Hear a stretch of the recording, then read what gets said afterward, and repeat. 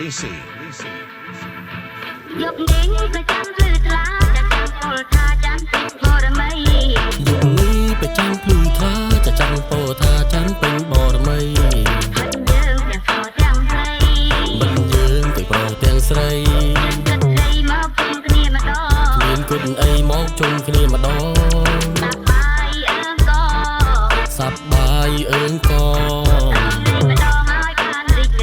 ព្រមលេងម្ដងឲ្យបានរីករាយ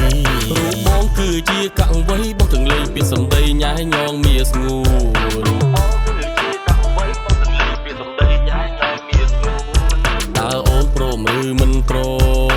មតែបើអូនមិនព្រមណាប្រយ័ត្នស្ដាយក្រោយបងប្រាប់ឲ្យហើយតែប្រយ័ត្នស្ដាយក្រោយប្រុងស្មោះដូចបងណាប្រយ័ត្នស្ដាយក្រោយប្រុងស្មោះដូចបងយើងរំលេងក្រោះបន្លឺព្រះចានតែបើអូនមិនប្រកាន់បងសូមរំដែរសារវ៉ាន់មួយជាមួយនឹងហ៊ីបហបតែបើអូនមិនសោះបងរ៉េបជូនមៀងមី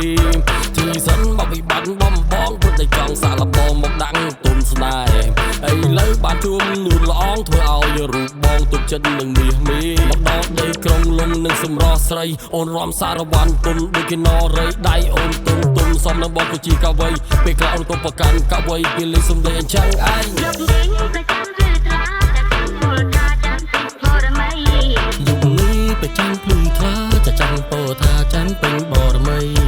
មិនយើងទាំងប្រុសទាំងស្រីមិនយើងទាំងប្រុសទាំងស្រី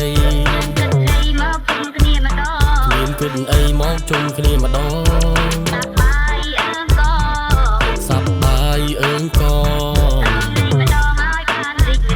ព្រមលេងម្ដងឲ្យបានរីករាយព្រមលេងនឹងអូនស្ដាប់សាក់សូហ្វូនចង់វារំភូននៅក្បែរអូនឈប់អឡូនក្បែរអូនបងសប្បាយក្បែរអូនលេងខ្វល់ខ្វាយជីវិតបងរីករាយដូចជំរីមានអូតូធូនគេថាបងកំសាព្រោះតែបងស្មោះគ្មានពីរមិនដូចអ្នកក្លាហានតែក្រោយក្រងព្រានារីស្នេហាគឺប៉ុណ្ណឹងបើមិនប្រឹងគេជន់ឈ្លីស្នេហ៍បងចំពោះអូនបើមិនជឿចាំបងពលី